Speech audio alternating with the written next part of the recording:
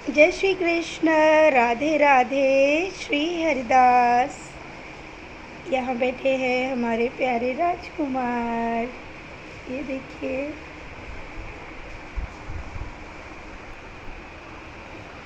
ये देखिए,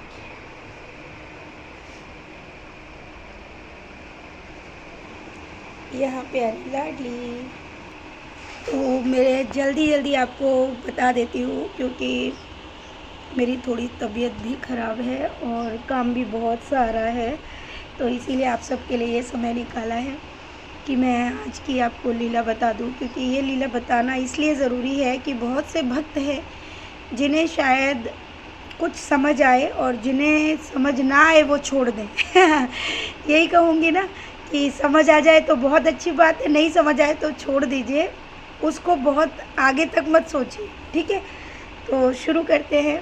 सबसे पहली शुरुआत है यहाँ पे कि हमारी जो छोटी लाडली है, यानी कि हमारी जो ये श्यामा है, ये एक जगह का दृश्य दिखा रही है कि ये झांक कर एक घर में देख रही है। वो घर कैसा है कि उस घर के अंदर बहुत अधिक उजाला नहीं है, मतलब डिम लाइट जलती है वहाँ पे।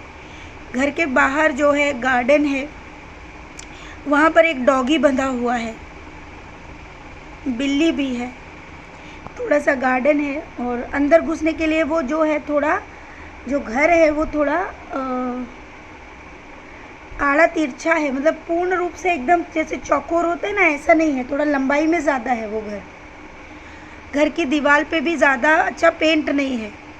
ठीक है, अब वहाँ पर सेविका क्या देख रही है कि एक महिला है और वो पूजा कर रही है, जिसने लाल रंग की साड़ी पहनी है, सफ़ेद और लाल रंग की चूड़ियाँ पहनी हुई हैं, लंबे बाल हैं उनके, कमर से नीचे उनके लंबे बाल हैं, लेकिन उनका फेस नहीं दिख रहा है।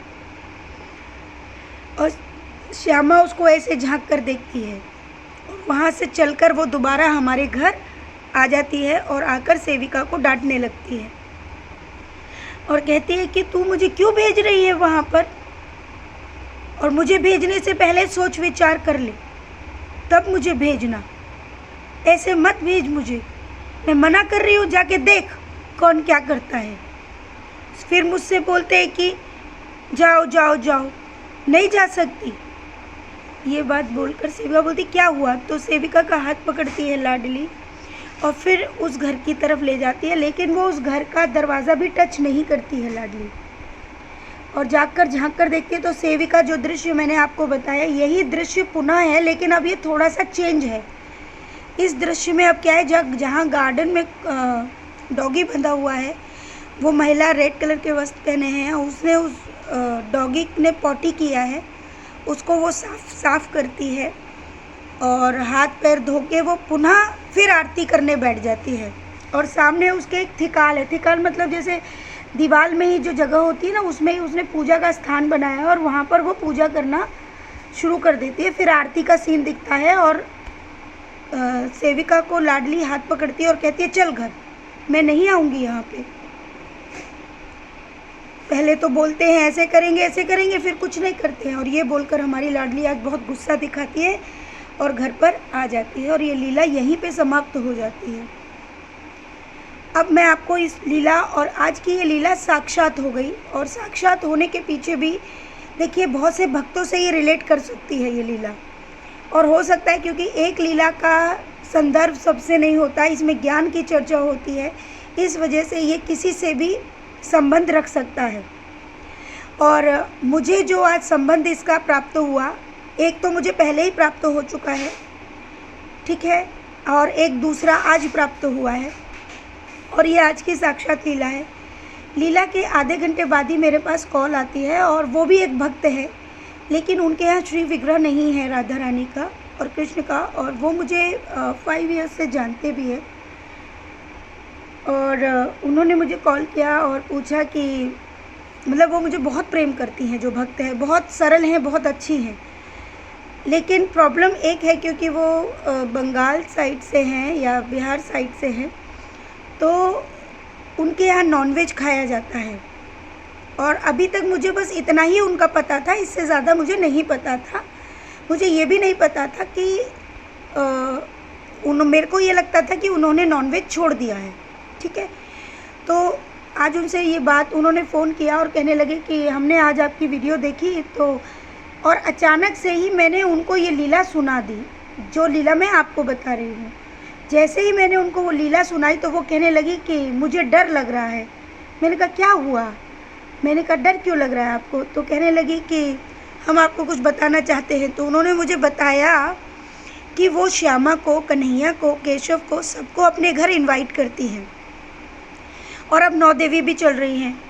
तो वो हमेशा बुलाती हैं तो वो कहती है कि मुझे आभास भी होता है कि प्रभु आते हैं, लेकिन आज आपने जो बताया तो मैंने ये कहा कि सच सच बताइए कि पूजा के समय आपने क्या पहना था।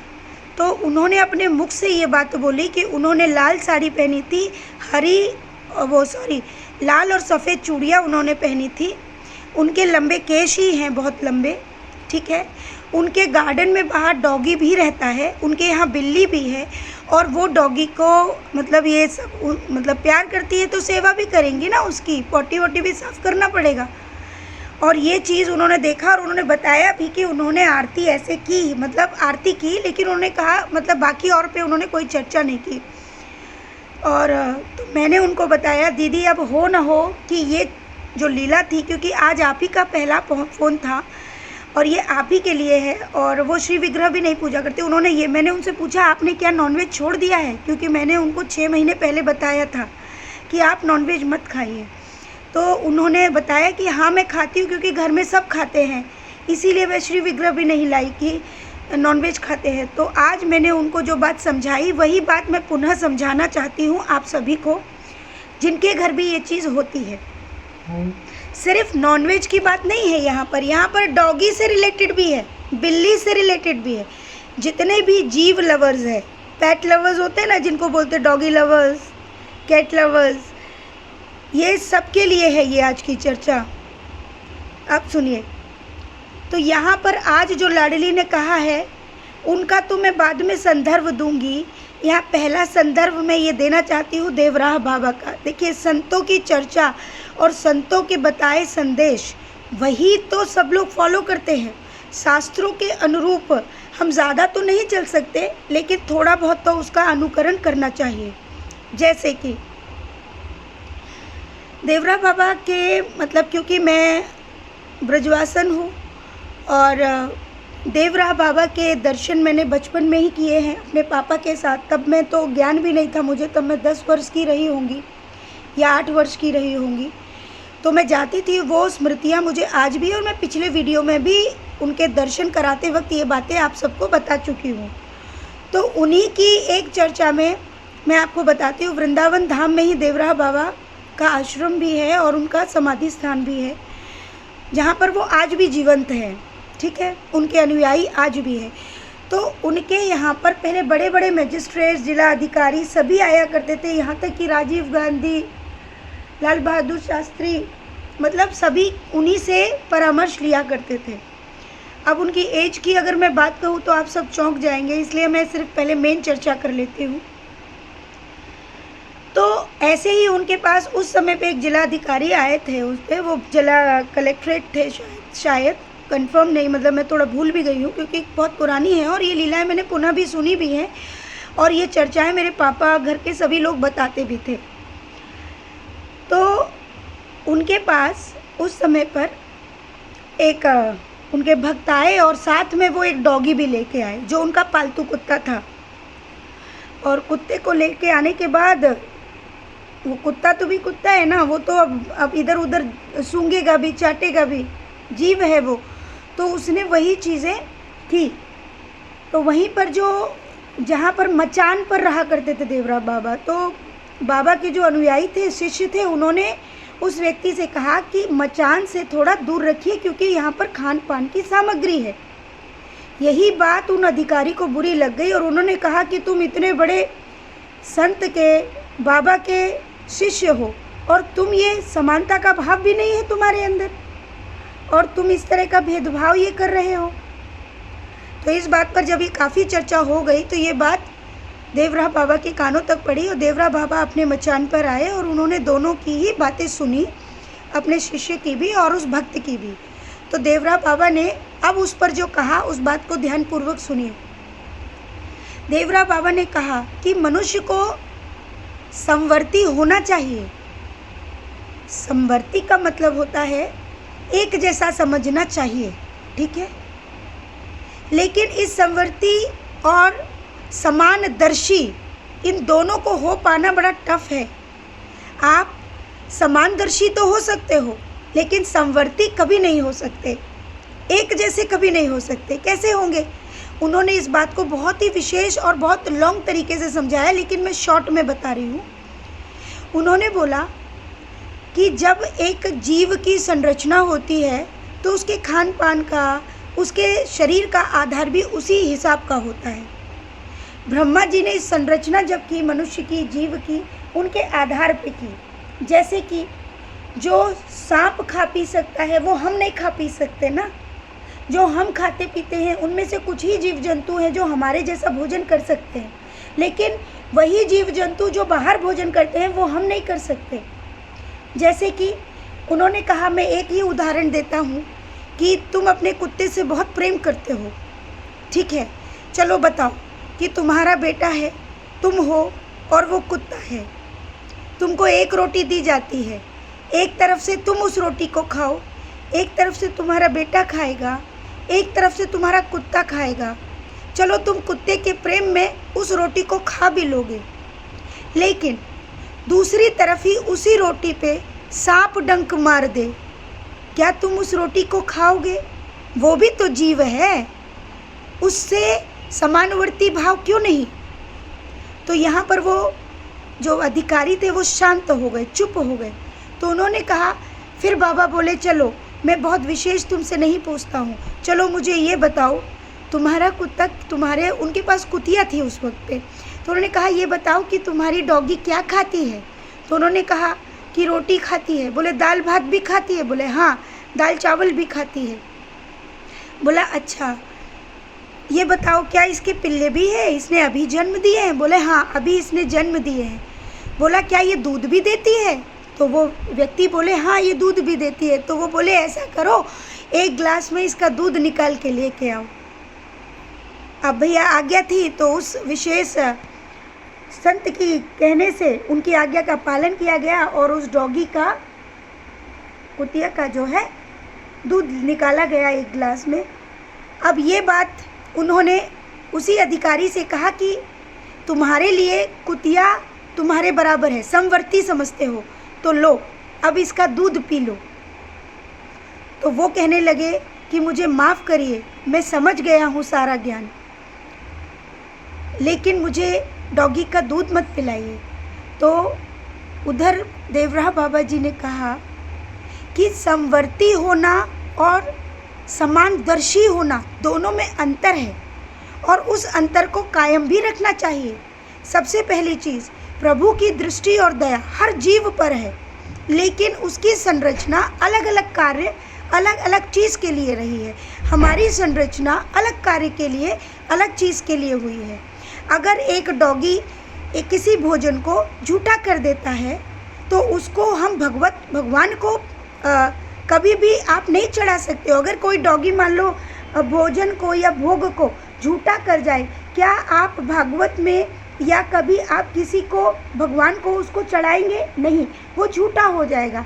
लेकिन एक मानव ने उसको छुआ है, ठीक है, तो आप उसको चढ़ाएंगे, आपको वो अशुद्ध नहीं होगा, है ना। यहाँ पर भी बहुत सारी चीज़ें हैं। तो ये जो समझ है ना, सामवर्ती और इंसान के मतलब समानदर्शी, ये तभी समझ आता है जब आप भगवत प्राप्ति करते हो। और अगर आप गलती में भी इस तरह का कृत्य करते हो, यानी कि आप कुत्ते का झूठा भोग या उसके द्वारा टच किया हुआ भोजन आप दे देते हो प्रभु को, तो आप बहुत बड़ा अपराध करते हो। इसको भगवत अपराध कहा जाता है। तो ये सारी चीज़ों का ज्ञान तभी प्राप्त हो सकता है जब मानव इस बात का ध्यान दे।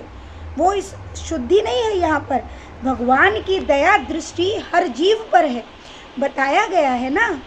आप उनको पालिए, पालने के लिए नहीं है, वो स्वतंत्र रहने के लिए है। उनकी सेवा कीजिए, उनको खिलाइए, लेकिन जो चीज़ वो कर सकते हैं, मान लीजिए कुत्ते के जीव में अगर वो किसी भोजन को चाट जाता है तो इतने कीटाणु होते हैं कि आपके फेफड़े, लंग्स सब खराब हो सकते हैं। समझने वाली बात है ना। तो अगर ये समानता का भाव रखना है तो हर जीव से रखना होगा, लेकिन कोई ऐसा नहीं कर पाएगा। सांप से भी करो भाई, केचुए से भी करो, यही सारी चीज़ समझने वाली है।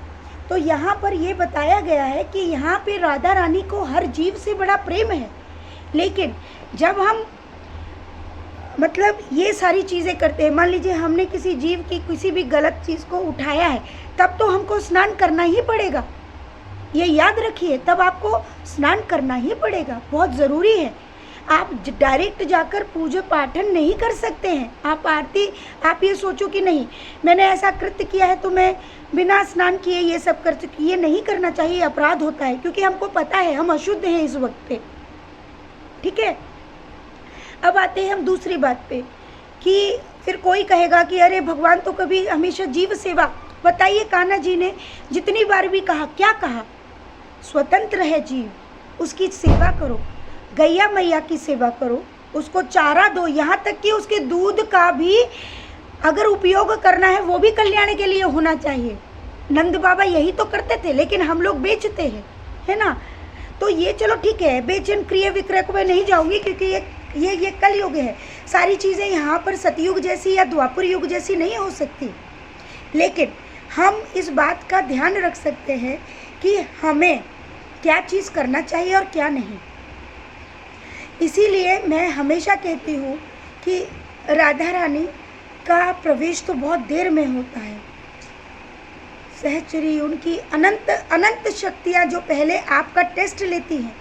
शुद्ध, मैंने पहले भी कहा है कि ठीक है, मन की शुद्धता सर्वोपरि है, लेकिन उसके साथ कुछ कुछ शरीर की शुद्धता भी तो थोड़ी बहुत ज़रूरी है ना। और यहाँ पर जो राधा लौटी, वो क्यों लौटी? देखिए, हम जीव का मतलब क्या कर रहे हैं? हम पाप कर रहे हैं, सबसे पहली चीज़ है, इस बात को समझ लीजिए। हम पाप करके हम ये सोचे कि हमको कृपा मिल जाए, तो ये बहुत बड़ा आपका, या तो आप झूठ में हो या आप धोखे में हो, ये सिर्फ आपका वहम है कि आपके साथ प्रभु हैं। मांस मदिरा का सेवन करने के बाद कभी प्रभु किसी के साथ नहीं होते, और अगर फिर भी आपके साथ अच्छा हो रहा है तो ये इस जीवन का कल्याण नहीं है आपका, ये आपके पिछले जन्मों के प्रारब्ध है, जिसके कारण आपको ये सुख सुविधाएं प्राप्त हुई हैं। लेकिन मांस मदिरा का सेवन करने से आप ये सारी चीज़ों को नष्ट कर रहे हैं कि इसके आने वाला समय, इसके आगे आने वाला आपका जन्म बहुत बुरा हो सकता है। तो इस बात को समझिए, क्योंकि आप भगवत अपराध भी कर रहे हैं कि आप नॉनवेज भी खाते हैं और राधा रानी कृष्ण की सेवा भी करते हैं। आप पूरे साल नॉनवेज खाते हो, 9 देवी में आप नॉनवेज छोड़ देते हो। अच्छा भाई, ये कैसा पुण्य हुआ? सोच के देखो, सोचने वाली बात है ना। जब हम आदि मानव थे तब ज्ञान नहीं था, तो हम कुछ भी खा सकते थे, ठीक है। जब ज्ञान आ गया, बुद्धि आ गई, तो फिर भोजन की चीज़ें उपलब्ध हो गई, फिर तो जानवर को छोड़ सकते हैं कि नहीं। किसी की हत्या करना, किसी को मतलब मैं क्या कहूँ कि मारकर खाना, ये पाप नहीं है तो क्या है। बहुत से लोग, मुझे बहुतों ने लिखा कि दीदी बंगाल में तो बहुत सारे लोग जो है मांस खाते हैं, बिना उसके चलता नहीं है उनका, तो उनके यहाँ तो बहुत सारी देवी है, पूजन भी होते हैं, ये होते हैं। मैंने कहा ये सब भी वहम है ये वहम है, हम स्वयं को खुश रखते हैं। जानते हो क्यों? क्योंकि ईश्वर शक्तियाँ कभी भी किसी का संहार नहीं करती, दुष्टों का करती है, ठीक है। वो कभी भी अपनी सेवा के लिए कभी मांस मदिरा नहीं चाहते, ठीक है। इसके पीछे भी बहुत सारे हैं, भैरव बाबा को लेके आ जाते हैं लोग, उसके पीछे भी बहुत बड़ा तथ्य है। तो उसके लिए तो आपको शास्त्र पढ़ने पड़ेंगे, उतनी गहराई में मत जाइए। जो मैं बोल रही हूँ उस बात पर विचार करिए, हमारे पापों को कम करना है तो सबसे पहले हमें बुरी संगति से बचना है। अगर हम स्वयं को बचा सकते हैं, ठीक है, हमारे घर में बाकी लोग नहीं मान रहे, हमको बनाना भी पड़ रहा है, कोई बात नहीं, अब घर में रहना है तो बनाना तो पड़ेगा। ये भी सोच लेंगे कि चलो एक पाप तो कर ही रहे हैं, दूसरा क्यों करे भाई खा के, ये तो पता चल गया ना, खाना बंद कर दो। सेवा करनी है आपको, सारी व्यवस्था अलग ही करनी पड़ेगी। मैं जो सत्य बोल रही हूँ उस बात को समझ लीजिए। कुछ लोग कहेंगे भैया जब भक्ति करनी है तो इतना कुछ करना पड़ेगा, तो इससे बढ़िया है भक्ति मत करो। अगर भक्ति नहीं करोगे तो जीवन में जो आज आप भोग रहे हो अच्छा, तो ज़रूरी नहीं कि आने वाले जन्म में भी वही हो। अब कुछ लोग कहेंगे अरे दीदी आने वाला जन्म किसने देखा? अरे बाबू ये जन्म भी तो नहीं देखा था ये जन्म भी तो नहीं देखा था ना, तुमको क्या पता था कि इस जन्म में इतने कष्ट मिलेंगे? अगर यही बात पिछले जन्म में सोच ली होती तो शायद ये जन्म बहुत अच्छा होता। कम से कम जैसा भी बीते, मैं ये कहती हूँ भले ही दुखों से भरा हो, लेकिन कल्याणकारी कार्यों में ही अपने जीवन को व्यतीत करो। गलत चीज़ों का इस्तेमाल बंद करो। लहसुन प्याज को मैं बहुत बड़ा इशू नहीं लेती, लहसुन प्याज कोई बात नहीं, खा लो, कोई प्रॉब्लम नहीं, लेकिन भगवान को मत दो, उनको अर्पण मत करो, ठीक है? भगवान लहसुन प्याज नहीं खाएंगे। लेकिन अगर कहीं लगता है तुम्हारे भाव जागृत है, लाइक राजस्थान में बहुत से स्थान ऐसे हैं जहाँ पर लहसुन प्याज की ही सामग्री प्रभु को दी जाती है, तो चलिए लहसुन प्याज तो फिर भी बहुत अच्छा है। ये कलयुग है ना, नाम मात्र ही आपका कल्याण करेगा, लेकिन उसके साथ साथ अगर आपको ज्ञान है, ज्ञानी बनकर कहते ना ज्ञान है, और फिर तुम मूर्ख बनकर लड्डू खाना चाहो, वो मत करना, वो तो डबल पाप हो गया। अरे मुझे तो मालूम था कि मांस नहीं खाना चाहिए, लेकिन मैं फिर भी खा रहा हूँ, कोई बात नहीं, ये भी तो खा रहे, समझ रहे हो? कल उसी का एक्सीडेंट हो जाता है, एक की टांग टूट जाती, अब भगवान से बोलो भगवान आपने उसकी टांग तोड़ दी, मेरी भी तोड़ दो। अब नहीं कहेगा कोई कि उसकी टांग टूटी मेरी भी टूट जाए, क्योंकि मैंने भी वही काम किया था।